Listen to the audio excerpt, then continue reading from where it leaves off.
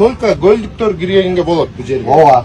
А башка жакта чүй, нарын, талас киргенге болбойт, Алар шуна жакта тартып коюштур. Алар үчүн Неге? Жок, президент указ чыкканда пансионаттын ортосундагы тосмолорду алгылады. Мына алынды. Жөн алып коюп киргизбегендер менен какая разница, жөн алып койгонуңар. Бир клейип балдар туруп алсаңар тосуп уялбайсыңарбы? Орайкы мыйзам менен иштеп атабыз. Түшүнүп эле. О туалетиңерге ким кирет? Үйдөн кирип келип. Үйдөн туалетке барып келдик, чычып сейип келдик. Эмне кыласыңар? Азыр кайра үйгө барасыз тияка кирген. Үйгө барасыз? Туалетиңер шылтоо кылбаңдар. Уялбайсыңарбы ушинтип киргизбей койгондон? Неге уялбайсыңар ушундай кылып тоскондон? Речка башка жаратылыш Кудай берген нерсенин баардыгын бул элдик болуп эсептелет да. Аларга доступ открыт. Миллиардерлер жерди жанынан сатып алышы мүмкүн, бирок эч качан тосуп алышпайт дегендечи. Анан мындай болуп атат да, ошо карапайым эл менен карапайым эмес элге мындай бөлгөнсүп атат да. Не кылыш керек? Могу Радуга неме? Плюс. Радуга плюс пансионат могу байкерлер мына элдин баарын толуп только голдуктор кирет деп жатат. Буктун ысыгын жептир, голдуктор кирет деп бөлбөсүн аны. Айтпай брат, эми алдыгын ким алдында Биринчиден мынакей президенттин указы бул жерде айтылып турат. Ысык-Көл областынын калктуу конуштарынын тургундары тоскоолдуксуз кирет деп турат. Бул бир.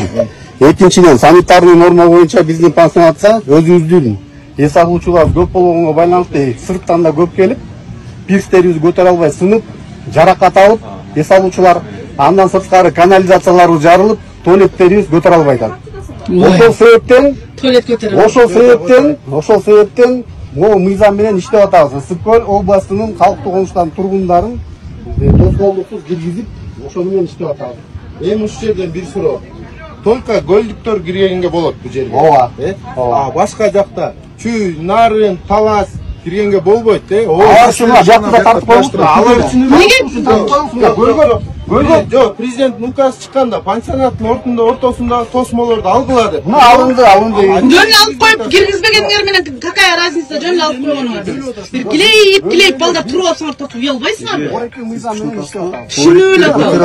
О туалетиңерге ким кирет? Үйдөн кирип келип. Үйдөн туалетке барып келдик, чычып сейип келдик. Эмне кыласыңар? Азыр кайра үйгө барасыз тияка кирген. Үйгө барасыз? Туалетиңер шылтоо кылбаңдар. Уялбайсыңарбы ушинтип киргизбей койгондон? Неге уялбайсыңар ушундай кылып тоскондон? Көл керекти мына көл. Неге биздин эчтекеси жок? Бетчерелер түшкөн жерге түшүшүбүз керек экен. Биз дагы эл барган жерге барабыз керек, эл түшкөн жерге түшүшүбүз керек. Анда кыз бөлбөгүлөсүлөр.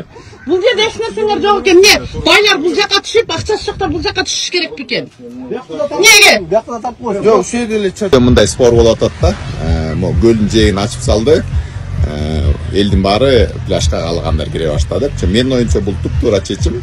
Цивилизованный өлкөлөрдө, өнүккөн өлкөлөрдө, адамды сыйлаган өлкөлөрдө көлдүн жээги, токойдун жээги, тоонун жээги, речка башка жаратылыш Кудай берген нерсенин баардыгын бул элдик болуп эсептелет да. Аларга доступ открыт. Миллиардерлер жерди жанынан сатып алышы мүмкүн, бирок эч качан тосуп алышпайт дегендечи. Анан мындай болуп атат да, ошо карапайым эл менен карапайым эмес элге мындай бөлгөнсүп атат да. Карапайым эмес эли кыйын, таза, а башкабыз таза эмеспиз, кирбиз мусордорго тастап туура андай дагы болуп атат. Бирок биз аралашып турбасак, карапайым эместер, карапайымдарды үйрөтүп, культураны, билимди киргизип турбаса, вообще эле негизи садик менен мектептен мындай тарбияны баштабасак, ушундай боло берет. А бөлгөн болбойт, аралашып турушубуз керек. Туптуура чечим, вообще менин оюмча один из сонун чечимдер да. Ошол.